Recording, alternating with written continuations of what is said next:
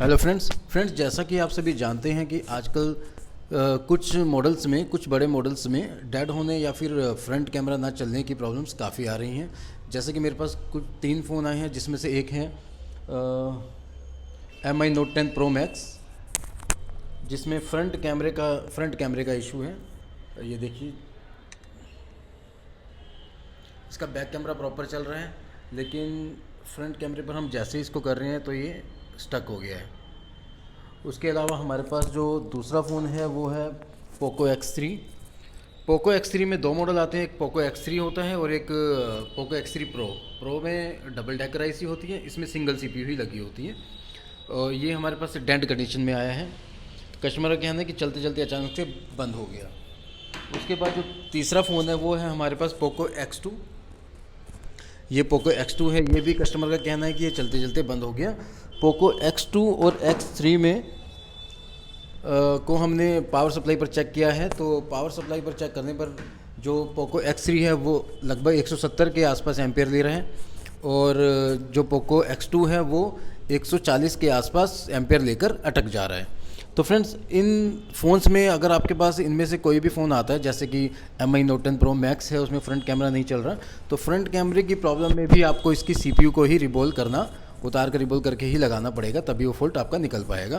Camera वैमरा change करने से आपका फॉल्ट नहीं निकलेगा। दूसरा जो है हमारे पास पोको X3 को हमने पावर सप्लाई पर चेक किया है, तो पावर सप्लाई पर ये कोई शॉर्टिंग नहीं दिखा रहा। तीसरा जो है पोको X2, उसको भी हमने पावर सप्लाई पर चेक किया है, वो भी शॉर्टिंग नहीं दिखा रहा। तो आपके पास इनमें से कोई भी फ़ोन आता है और उसमें अगर पावर सप्लाई पर चेक करने पर कोई शॉर्टिंग नहीं दिखाता, तो उसको ठीक करने के लिए आपने कुछ नहीं करना, ना कोई वोल्टेज चेक करनी है कहीं पर, ना कुछ शॉर्टिंग कहीं चेक करनी है इंटरनल वगैरह। सिर्फ आपने क्या करना है, CPU को उतार कर रिबोल करके लगा देना है और आपका फ़ोन 100% चालू हो जाएगा। तो फ्रेंड्स, आज की इस वीडियो में हम यही दिखाने जा रहे हैं कि तीनों फ़ोन को हम बारी बारी किस तरह से CPU उतारते हैं और उसको रिबोल करके लगाते हैं। तो फ्रेंड्स, वीडियो को आप लास्ट तक देखिए। अगर वीडियो आपको पसंद आए तो वीडियो को लाइक कीजिए, शेयर कीजिए। अगर आप नए हैं तो चैनल को सब्सक्राइब कीजिए, ताकि हम इसी तरह की और वीडियो आपके लिए लाते रहें। थैंक यू दोस्तों। फ्रेंड्स, सबसे पहले जो हम फ़ोन ठीक कर रहे हैं वो पोको X3 मॉडल है। तो सबसे पहले हम उसकी CPU के ऊपर जो आईसी को कूल रखने के लिए जाली लगी होती है, उसको हमने हटा दिया है। उसके बाद हम CPU के ऊपर से कूलिंग रबड़ पेस्ट को हटाकर उसको UFS आईसी के ऊपर लगा देंगे, ताकि CPU को हीट करके उतारने के टाइम पर इस पर आईसी पर हीट ना पड़े। उसके बाद हम इसके ऊपर सिल्वर टेप चिपका देंगे। ये आईसी को ठंडा रखने के लिए हमने लगाया है, ताकि हम जब CPU को हीट करके उतार रहे हों, क्योंकि जैसे कि आप लोगों को पता है कि पेस्टेड आईसी को उतारने के लिए काफ़ी देर तक हीट करना पड़ता है, तब जाके वो उतरती है। उसको सिल्वर टेप से कवर करने के बाद ये MC को जो मैंने ब्लैक मार्कर जो लगाया है वो लगाने का रीज़न ये है कि माइक्रोस्कोप में काम करते टाइम सिल्वर टेप काफ़ी शाइनी होती है, तो उसकी वजह से लाइट का रिफ्लेक्शन आँखों पर पड़ता है, तो इसलिए इसको मैंने मार्कर से ब्लैक कर दिया। तो फ्रेंड, जिस साइड से आईसी को उतारने के लिए हम टूल का यूज़ करेंगे, उस साइड से हमने जाली को कट करके हटा दिया है। जाली को कट करके हटाने के बाद आप चिमटी या फिर ब्लैक ग्लू हटाने वाली जो टूल होता है उसकी हेल्प से इसको ब्लैक ग्लू को आपने हटा लेना है। और ब्लैक ग्लू को हटाने के लिए आपने जो मशीन की एयर है वो लगभग 3 पर रखनी है। 2 से 3 के बीच में भी रखते हैं तो काम बन जाएगा। उसके अलावा जो टेम्परेचर है वो हमने लगभग 250 पर रखना है। तो फ्रेंड्स, आपने जो ब्लैक ग्लू जो हम हटा रहे हैं, ब्लैक सील जो हम हटा रहे हैं, वो आईसी के चारों तरफ से और जो आसपास में जो बिल्कुल नज़दीक में जो कंपोनेंट्स लगे हुए हैं, जैसे कि रेजिस्टेंस वगैरह, उनकी आपने ग्लू साफ़ कर लेनी है। तो फ्रेंड्स, उसके बाद हमने मदरबोर्ड को हम बोर्ड होल्डर में होल्ड कर रहे हैं। बोर्ड होल्डर में किसी भी ऐसे फ़ोन की आईसी को उतारना हो जो कि सील्ड है, पेस्टेड आईसी है, तो उसके लिए आपने बोर्ड होल्डर यूज़ करना ही है। बोर्ड होल्डर आपका अच्छी क्वालिटी का होना चाहिए और हैवी होना चाहिए। जिससे कि आईसी को उतारते समय वो हिले ना अपनी जगह से। तो एक तरह से सील्ड आईसी को उतारना मीन्स उतारना नहीं होता, उसको एक तरह से उखाड़ना होता है। तो फ्रेंड्स, आईसी को उतारने के लिए जो मशीन का टेम्परेचर रख रहे हैं वो हम 350 रख रहे हैं, और धीरे धीरे आईसी को चारों तरफ से हम गर्म कर रहे हैं, हीट कर रहे हैं। और आपने जो आईसी को उतारने के लिए टेम्परेचर है वो रखना है 350 पर, हीट आप 3 पर रख सकते हैं। आईसी उतारते समय आपने ध्यान रखना है कि कोई कंपोनेंट्स ना हट जाए, ख़ासतौर पे रेजिस्टेंस का तो काफ़ी ध्यान रखना है कि रेजिस्टेंस ना हटे।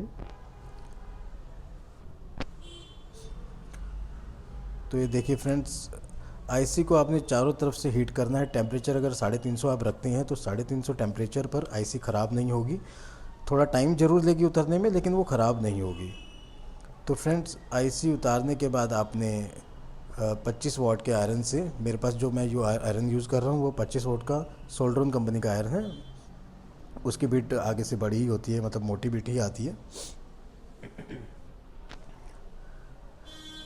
आईसी उतारने के बाद फ्लक्स पेस्ट लगा के आपने पहले आयरन की हेल्प से जो सोल्डर बोल्स हैं उनको हटा लेना है।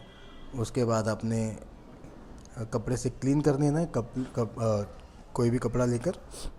और जो हम कपड़े पर जो हम लिक्विड यूज़ कर रहे हैं वो फाल्कॉम कंपनी का ग्लू रिमूवर है, जिसकी हेल्प से हम इसको क्लीन कर रहे हैं। आईसी उतारने के बाद जो मैक्सिमम ब्लैक ग्लू तो आईसी पर ही लगकर बाहर आ जाती है। जो बची हुई ग्लू है उसको हम हीट को लगभग 250 पे रख के और स्क्रबर की हेल्प से उसको हटा देंगे।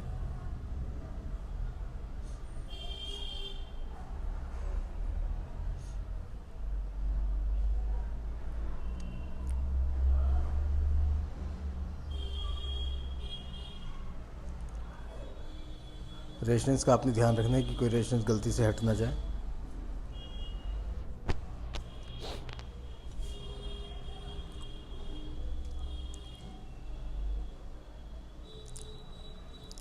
ब्लैक ग्लू को ठीक से हटाने के बाद उसके बाद ग्लू फ्लक्स पेस्ट लगाकर डिसोल्डर और आयरन की हेल्प से हल्के हाथ से आपने सभी आईसी के पैड्स को क्लीन कर लेना है।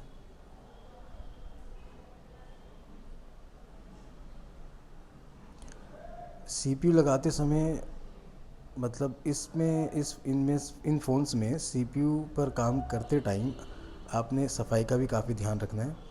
जैसे कि आप देख रहे हैं कि मैंने जब आईसी उतारी थी तो मैंने पेस्ट यूज़ नहीं की थी, लेकिन पेस्ट यूज़ कर सकते हो इतने कि बाकी चारों तरफ, सिर्फ आईसी के चारों तरफ ही लग पाए, बाकी जगह पर ना फैले। उसके बाद हमने आईसी उतारने के बाद उसको कपड़े से क्लीन किया था, लगी हुई पेस्ट को। पहला काम हमारा कंप्लीट हो चुका है, जो मदरबोर्ड पे था, आईसी को उतारना और उसके पैड्स को क्लीन करना। अब बारी है आईसी की जो ब्लैक पेस्ट है उसको भी हटाने के लिए हम जो मशीन की हीट है, एसएमडी मशीन की जो हीट है उसको हम 250 पर सेट करेंगे और एयर को आप 2 से 3 पर रख सकते हैं। उसी स्क्रबर की हेल्प से धीरे धीरे हल्के हाथ से इसकी सारी पेस्ट को हटा लेंगे। पेस्ट हटाने के बाद हम उसको हटाने के बाद हम फ्लक्स पेस्ट लगाने के बाद डिसोल्डर वायर से और 25 वाट के आयरन की हेल्प से इसको हल्के हाथ से धीरे धीरे क्लीन कर लेंगे। फ्रेंड्स, जब भी हम पेस्टेड आईसी उतारते हैं तो कुछ बॉल तो ठीक रहती हैं, मतलब जैसे कि आप आईसी में देख रहे हैं, कुछ जो इसके पैड्स हैं आईसी के वो शाइन कर रहे हैं, लेकिन कुछ हल्के रफ़ पड़ गए हैं। तो फ्रेंड्स, अब साफ़ करने के बाद हम डायरेक्ट इसको अगर हम रिबोल करेंगे तो जो प्रिंट्स रफ़ पड़ गए हैं उस पर बॉल्स मुश्किल से बनती हैं, या फिर उस पर बॉल तो बन जाती हैं लेकिन चिपकती नहीं है। तो रिबोल करने से पहले आईसी को हम स्टील वायर ब्रश की हेल्प से इसको अच्छे से क्लीन करेंगे। आप इस ब्रश का यूज़ कर सकते हैं, इसमें कोई प्रिंट के ब्रेक होने या उखड़ने का रिस्क कुछ भी नहीं होता। हल्के फुल्के स्क्रैचेस आते हैं, लेकिन उससे कोई भी आईसी को कुछ प्रॉब्लम नहीं होती। देखिए, उसको जाली से स्टील ब्रश से साफ़ करने के बाद अभी सभी बॉल्स शाइन करने लग गई हैं। अब हम स्टेंसिल, जो मैं स्टेंसिल यूज़ कर रहा हूँ वो अमोई कंपनी की है। और कोशिश कीजिए कि अगर आप किसी भी सीपीयू को रिवॉल्व कर रहे हैं तो आईसी जो है सेम हो आपके पास, ओ सॉरी, आईसी की जो जाली है वो सेम हो, ना कि आप यूनिवर्सल यूज़ करें। यूनिवर्सल जाली को आप तब यूज़ करें जब आपके पास सेम आईसी की जाली ना हो, मजबूरी में, या फिर मिल नहीं रही हो। तो फ्रेंड्स, आईसी को रिवॉल्व करने के लिए हमने सबसे पहले उस पर स्टेंसिल रखा। स्टेंसिल रखने के बाद हमने सोल्डर पेस्ट लगाने के बाद ब्लेड से उसको टाइट से दबा के साफ़ कर दिया।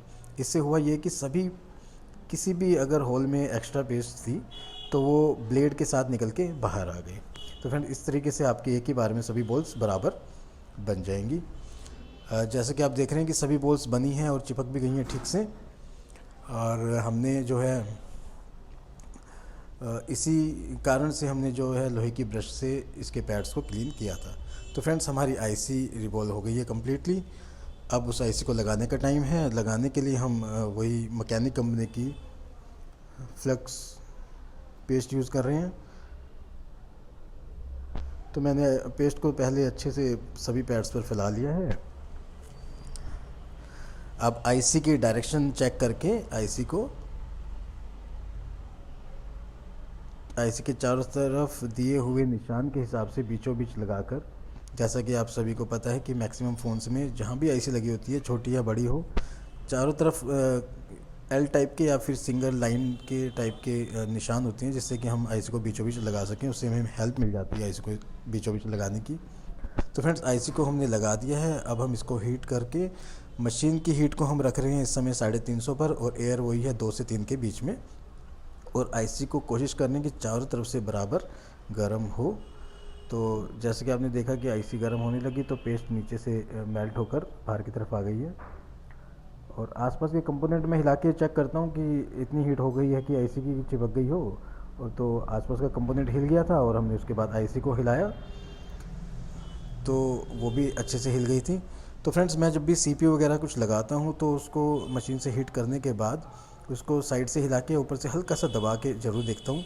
और अगर हिलाने से क्या हमें फ़ायदा मिलता है कि आईसी के परफेक्ट लगने के चांसेस ज़्यादा होते हैं। तो फ्रेंड्स, पहला फ़ोन हमारा कंप्लीट हो गया है। पहले मदरबोर्ड पे काम वो हमने साइड कर दिया है। अब हम जो है दूसरा फ़ोन ठीक कर रहे हैं। ये जो मॉडल है ये है रेडमी का नोट 10 प्रो मैक्स मॉडल। तो फ्रेंड्स, इस फ़ोन में फ्रंट कैमरा नॉट वर्किंग की प्रॉब्लम से हमारे पास आया है। तो फ्रेंड, इसकी भी जाली को हम ध्यान से पहले कट कर देंगे जाली को, ताकि हम आईसी को आसानी से निकाल सकें। तो फ्रेंड, जितनी ज़रूरी थी उतनी ही जाली को हमने कट करके निकाला है। उसके बाद इसके ऊपर लगी हुई कूलिंग रबड़ पेस्ट को हम हटाने के बाद साथ में लगी हुई यूएफएस आईसी को आईसी पर लगा देंगे और ऊपर से जाली को प्रेस कर दिया, जिससे कि उसकी बीच में जो गैप है वो ना रहे और सीपीयू को हीट करते टाइम जो यूएफएस आईसी उस पर हीट ना पड़े। उसके बाद हमने डबल सिल्वर टेप करके यूज़ किया है ताकि उस पर हीट ना पड़े। कई बार क्या होता है, हम अगर सिल्वर टेप यूज़ नहीं करेंगे तो सीपीयू को उतारते हुए जो हीट है कई बार ईएमसी आईसी या यूएफएस आईसी पर पहुंच जाती है। तो उसमें होता क्या है कि काम डबल हो जाता है, रिस्क भी बढ़ जाता है और काम भी डबल हो जाए। जैसे कि हमने काम सिर्फ करना है सीपीयू पर, लेकिन अगर ज़्यादा हीट पड़ने की वजह से, ज़्यादा हीट होने की वजह से बोर्ड के वो साथ में लगी हुई यूएफएस या ईएमसी आईसी भी हीट हो जाती है, तो उसकी बॉल्स अंदर से मेल्ट होकर या तो आपस में चिपक जाती हैं, जिसकी वजह से उसको भी हमें उतार कर रिवॉल्व करना पड़ जाता है। लेकिन अगर आप किसी भी सीपीयू को उतारने से पहले उसके बगल में लगी हुई ईएमसी आईसी या यूएफएस आईसी को अच्छे से कवर कर लेंगे तो आपको इतनी मेहनत करने की ज़रूरत नहीं पड़ेगी। तो फ्रेंड, इसमें आपने देखा कि इस सीपीयू के चारों तरफ इतनी ब्लैक पेस्ट नहीं है जिससे कि हमें काटना पड़े। और काटना भी इसलिए होता है कि कई आईसीयों के चारों तरफ इतनी पेस्ट होती है कि उस पेस्ट में आसपास के कंपोनेंट भी कवर होकर रखते हैं। तो हम बिना काटे अगर सीपीयू को डायरेक्ट उतारेंगे तो सीपीयू के साथ सभी कंपोनेंट्स भी इकट्ठे होकर बाहर, मतलब सीपीयू के साथ ही निकल आएंगे, तो जिससे कि काम बढ़ जाएगा काफ़ी। और अगर कोई कंपोनेंट्स खो गया तो और ज़्यादा दिक्कत बढ़ जाएगी। तो इसमें हमें काटने की ज़रूरत नहीं पड़ी क्योंकि इसमें चारों तरफ इतनी ज़्यादा ब्लैक पेस्ट नहीं थी। तो फ्रेंड्स इस आईसी में भी हम आईसी को उतारने के लिए फ्लक्स पेस्ट यूज़ नहीं कर रहे हैं, हम आईसी को हीट कर रहे हैं। आप देख रहे हैं आईसी के एक साइड से जो फ्लक्स है वो बाहर आ रहा है। ये वो फ्लक्स है जिस टाइम पर कंपनी ने इसमें आईसी को लगाने के लिए फ्लक्स यूज़ किया था। तो फ्रेंड्स ये आईसी भी हमारी उतर गई है। तीनों फ़ोन में जो आईसी है वो सेम ही है, सेम ही सीपीयू यूज़ की है कंपनी ने। तो फ्रेंड जिस तरह से हमने पहले वाले मदरबोर्ड में काम किया था सेम उसी तरीके से इस आईसी को उतारने के बाद आयरन की हेल्प से मदरबोर्ड में जो आईसी के पैड्स हैं उसको क्लीन कर लेंगे। उसको क्लीन करने के बाद कपड़े की हेल्प और ग्लू रिमूवर की हेल्प से हम फ्लक्स पेस्ट को साफ़ कर देंगे। उसके बाद जो इसमें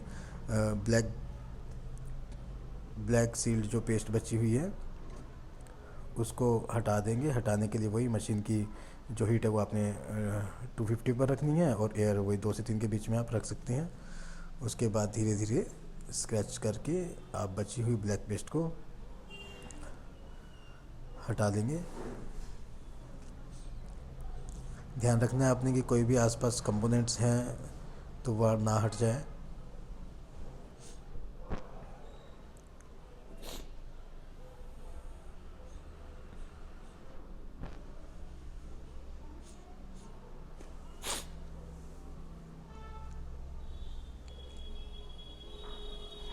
फ्रेंड्स फिर मैं बताना चाहूँगा कि इस सीपीयू में काम करते हुए सफाई का काफ़ी ध्यान आपने रखना है। अब पेस्ट जो मैं यूज़ कर रहा हूँ वो इतनी नहीं लगाई कि मैंने बाकी मदरबोर्ड में बाकी आईसी तक पहुँचे, सिर्फ इतनी ही लगाई है जो कि आईसी जहाँ से हमने उतारी है उसके पैड तक ही रहे बस। वही हल्के हाथ की मतलब हल्के हाथ से डिसोल्डर वायर और आयरन की हेल्प से आपने पैड्स को साफ़ कर लेना है। सभी पैड्स का बराबर साफ़ होना ज़रूरी है।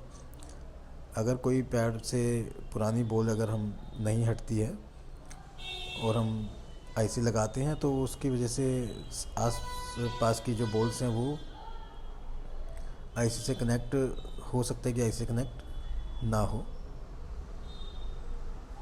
तो हमारा काम नहीं बनेगा। तो फ्रेंड्स हमने सभी पैड्स को अच्छे से साफ़ कर लिया। उसके बाद हमने कपड़े और ग्लू रिमूवर लिक्विड की हेल्प से जो फ्लक्स पेस्ट थी उसको अच्छे से क्लीन कर लेना। जैसे कि आप वीडियो में देख रहे हैं कि मैंने चारों तरफ से अच्छे से उसको क्लीन किया है, सभी कंपोनेंट्स और सभी रेजिस्टेंस को भी। अब हम आईसी पर से सेम प्रोसीजर आईसी पे लगी हुई जो ब्लैक पेस्ट है उसको हम स्क्रैच करके हटा देंगे।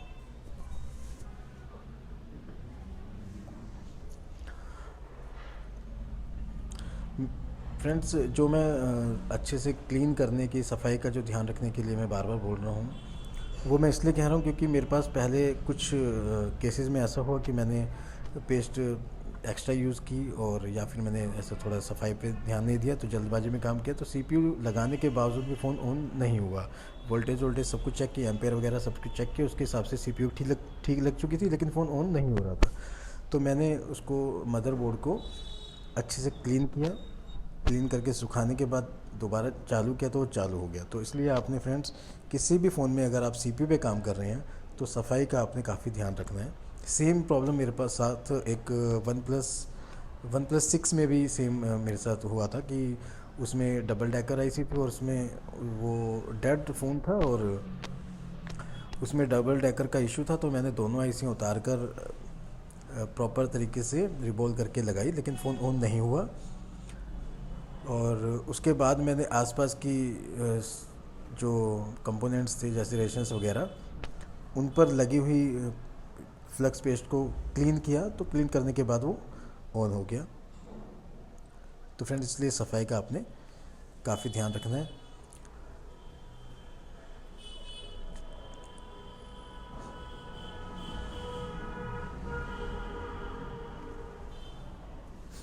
आईसी को अब हम रिबॉल कर लेंगे।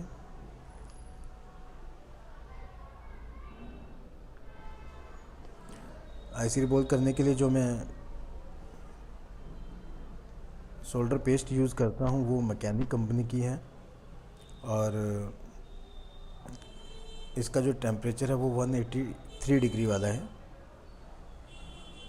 अभी तक की सबसे बेस्ट पेस्ट यही है, 183 डिग्री टेम्परेचर वाली जो रिबॉलिंग पेस्ट है वो अभी तक की बेस्ट पेस्ट है।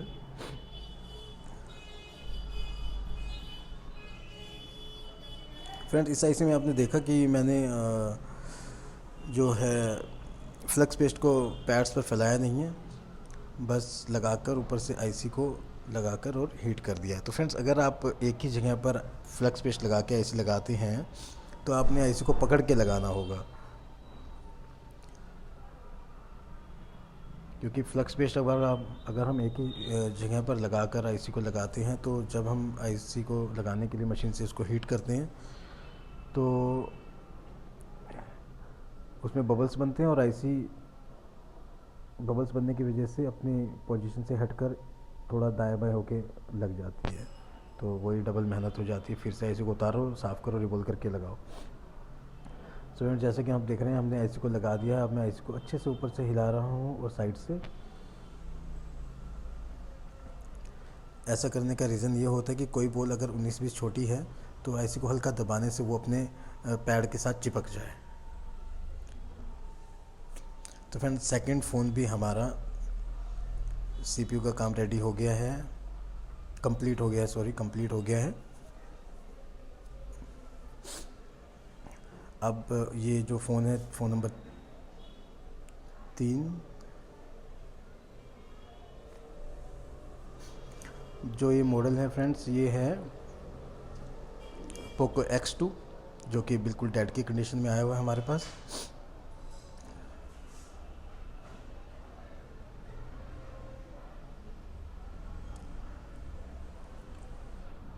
सबसे पहले हमने ऊपर लगी हुई सिल्वर टेप को, कॉपर टेप को हटा लिया है। कॉपर टेप को हटाने के बाद हम इसकी जाली को कट करेंगे। फ्रेंड्स, इस फ़ोन में जाली को हम उतना ही काटेंगे जितनी हमें ज़रूरत है।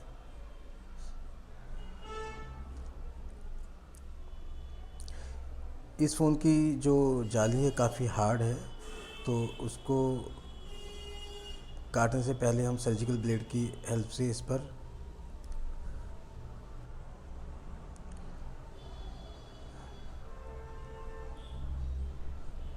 हल्का दबा के कट करेंगे उसको। जैसे कि आप देख रहे हैं कि जाली को हमने जितना हो सका उतना कट करके वहाँ से कमज़ोर कर दिया था।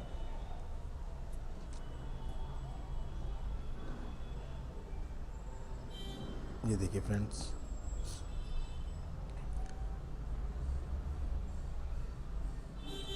तो जितना हमें ज़रूरी था उतना ही हमने इसको जाली को काट के हटा दिया है।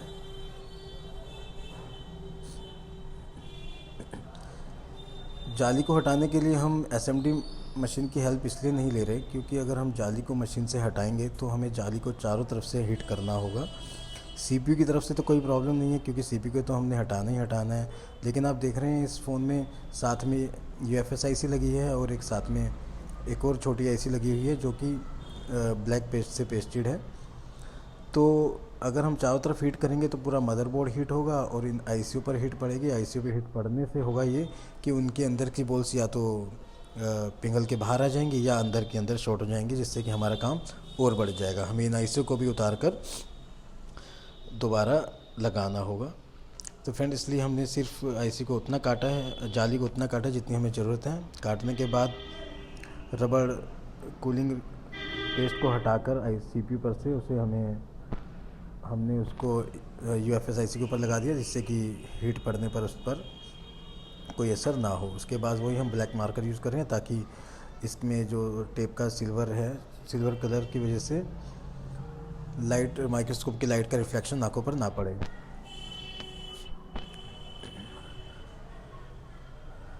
तो फ्रेंड्स, उस आईसी को हम अच्छे से कवर कर रहे हैं।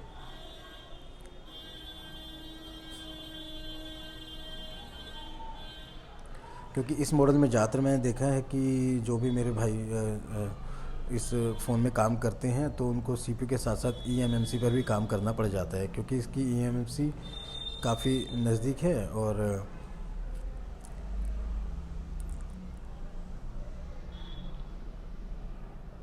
जिसकी वजह से उस पर हीट पड़ने से उसको भी दोबारा उतार कर रिवॉल्व करके लगाना पड़ जाता है। तो इसलिए हम अच्छे से इसको कवर कर रहे हैं। कूलिंग रबड़ पैड को ठीक से लगाकर और उसके ऊपर हमने सिल्वर टेप से उसको अच्छे से कवर कर दिया है। तो फ्रेंड्स, कवर करने के बाद हम आईसी की चारों तरफ, जैसे कि इस आईसी पे आप देख रहे हो, आईसी की चारों तरफ जो कंपोनेंट्स हैं उन तक उसकी जो ब्लैक पेस्ट है, जो आईसी को सील करने के लिए ब्लैक पेस्ट यूज़ की गई है, उसने आसपास के कंपोनेंट्स को भी कवर किया हुआ है। तो इसलिए हमें इस आईसी के चारों तरफ की ब्लैक पेस्ट को हटाना होगा।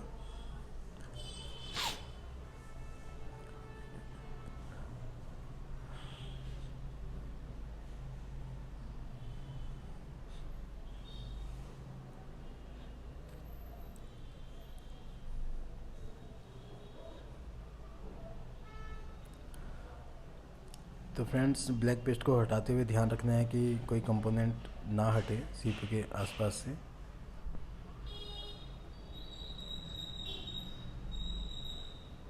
आसपास लगे कंपोनेंट्स की ब्लैक ग्लू को हटाना इसलिए भी ज़रूरी है क्योंकि कई बार क्या होता है, जब हम सीपीयू को हीट करते हैं तो आसपास जो ये कंपोनेंट्स लगे हुए हैं, रेजिस्टेंस या कोई कैपेसिटर, उनका सोल्डर मेल्ट होके बाहर निकल आता है और उसकी कनेक्टिविटी, कंपोनेंट्स की कनेक्टिविटी हट जाती है। तो ज़रूरी है कि आप उसके चारों तरफ की ग्लू को, अगर सीपीयू के जो काफ़ी नज़दीक अगर लगे हैं कंपोनेंट्स, तो उसके चारों तरफ के आप जो है ग्लू को हटा लें, ब्लैक पेस्टेड ग्लू को हटा लें। तो फ्रेंड, इस आईसी को उतारने के लिए हम हल्की सी फ्लेक्स पेस्ट का यूज़ करेंगे,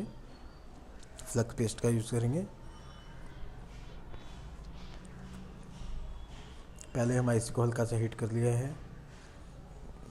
आप देख रहे हैं कि आईसी के एक साइड से फ्लक पेस्ट निकलने लगी थी। फ्रेंड्स, अगर आप आईसी को उतारने के लिए फ्लक्स पेस्ट का यूज़ करते हैं तो उसको लिमिटेड मात्रा में ही लगाएं।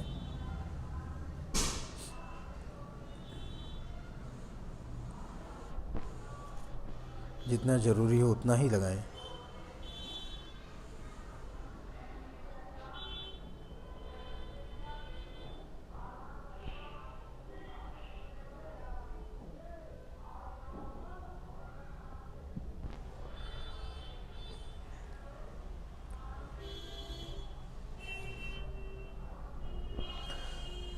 फ्रेंड्स, इस फ़ोन की भी सीपीयू को उतार लिया है और अब हम आयरन की हेल्प से उससे पहले पैड्स को क्लीन कर लेंगे। आयरन से मोटा मोटा क्लीन करने के बाद जो ब्लैक पेस्ट है उसको हटाएंगे और उसके बाद डिसोल्डर वायर से सभी पैड्स को बराबर साफ़ कर लेंगे।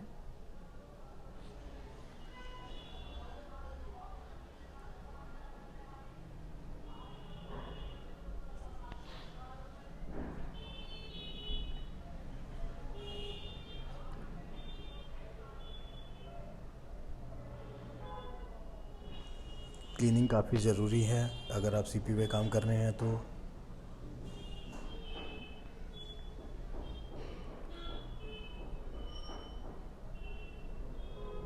बची हुई ब्लैक पेस्ट को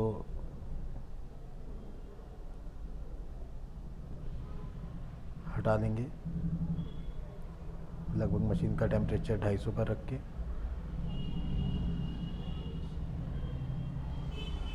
एयर आप रखेंगे 2 से 3 पर।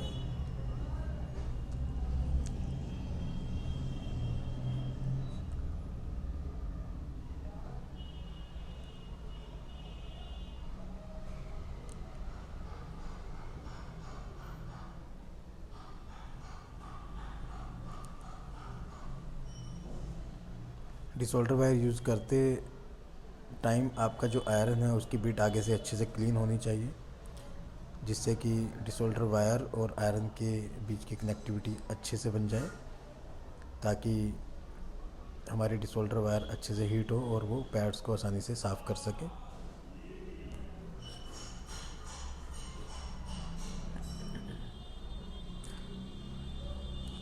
कपड़े और ग्लू रिमूवर की हेल्प से पैड्स को क्लीन करने के बाद हमारा मदरबोर्ड्स पे जो काम था वो कंप्लीट हो गया है। अब है बारी आईसी को क्लीन करके रिबॉल करने की।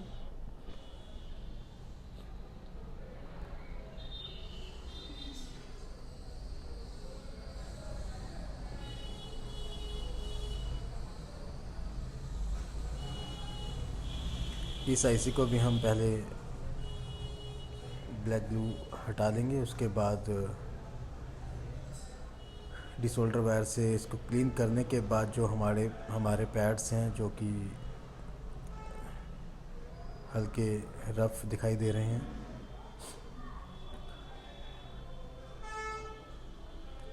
उनको हम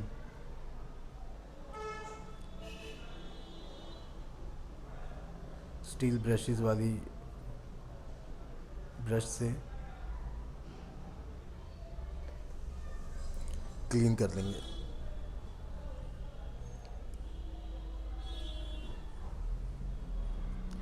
तो फ्रेंड्स, ये हमारा तीसरा और आखिरी फ़ोन है। इन तीनों फ़ोन को रिपेयर करने में जो कंप्लीट जो मेरा समय लगा वो लगभग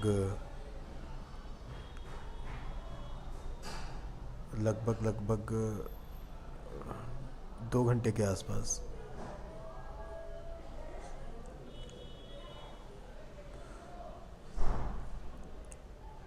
आईसी के पैड अच्छे से क्लीन हो चुके हैं।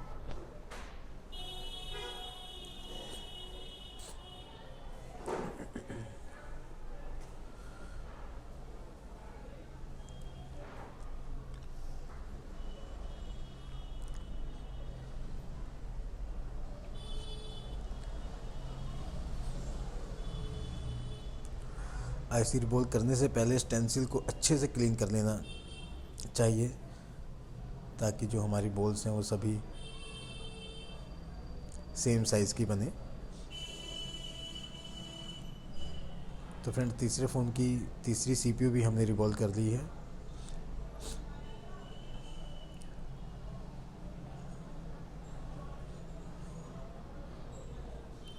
इस सीपीयू में आप देख रहे हैं कि कुछ बॉल्स बन तो गई हैं, लेकिन वो अपने पैड्स के साथ कनेक्ट नहीं हो सकी। रीज़न यही था कि वो जो आईसी पे से जो हमने ब्लैक पेस्ट हटाई थी उसकी वजह से वो पैड्स जो है रफ़ हो चुके थे।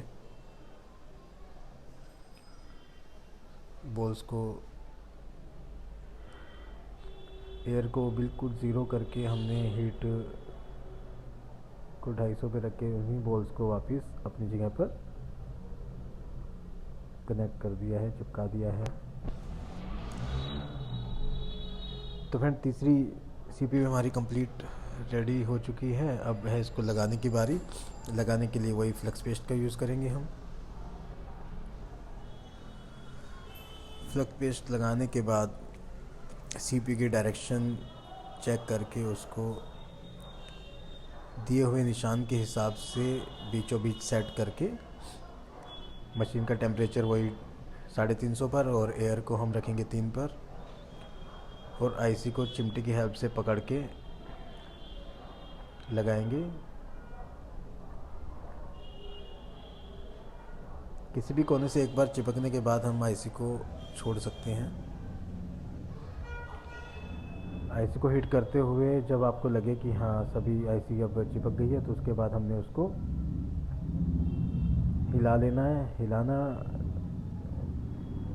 आपको अंदाज़ा होना चाहिए कि हमें आईसी को कितना हिलाना है। अगर ज़्यादा हिल गई तो सभी बॉल्स आपस में चिपक सकती हैं, और अगर आप आईसी को ऊपर से दबाते हैं तो इतना हल्का दबाना है कि वो ज़्यादा दब के उसकी बॉल्स ख़राब ना हो जाए। तो फ्रेंड्स, देखिए आईसी हमारी प्रॉपर लग चुकी है। जैसे कि आप देख पा रहे हैं कि सभी बॉल्स प्रॉपर तरीके से चिपक चुकी हैं।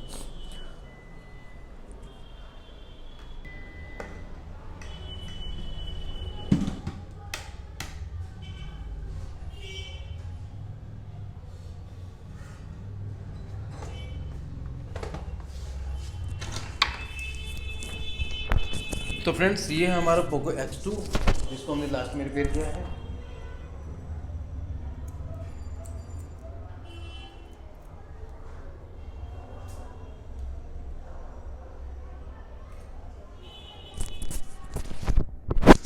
पोको X2 हमारे पास डेड कंडीशन में आया था, तो CPU इसकी हमने रिवॉल्व करके लगा दी है। तो अब चेक करते हैं कि चालू हुआ है कि नहीं।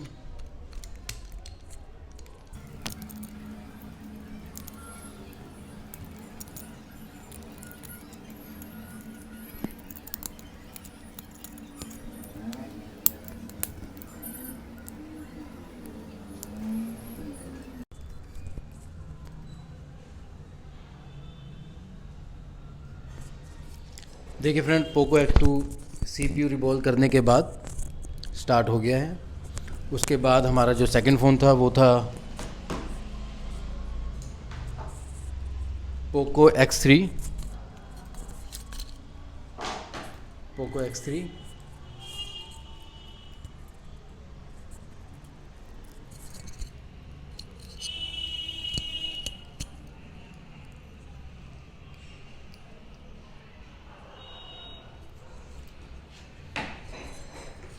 पोको X2 कंप्लीट चालू।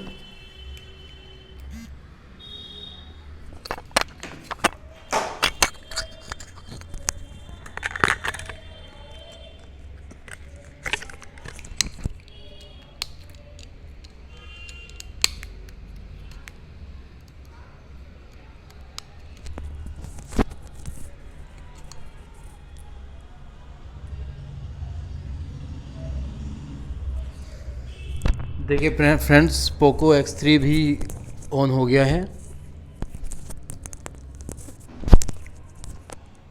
उसके बाद जो था हमारा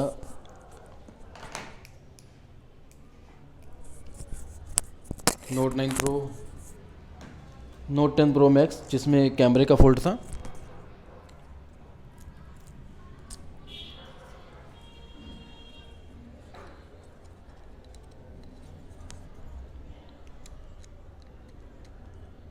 Note 10 Pro Max में अगर फ्रंट कैमरा बंद हो जाता है तो कुछ दिन बाद ही फ़ोन डेड भी हो जाता है।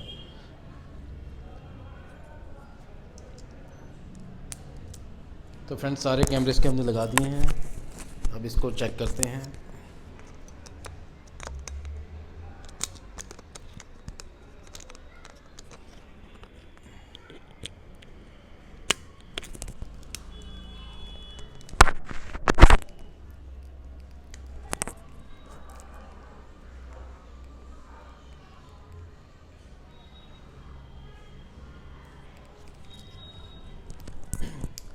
फ्रेंड्स ये फ़ोन है जो कैमरे की प्रॉब्लम से आया था, फ्रंट कैमरा नहीं चल रहा था।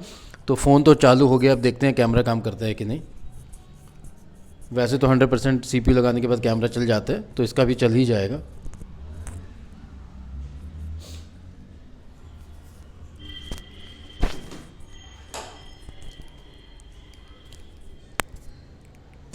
पोको X3 कंप्लीट चालू हो चुका है फ्रेंड्स।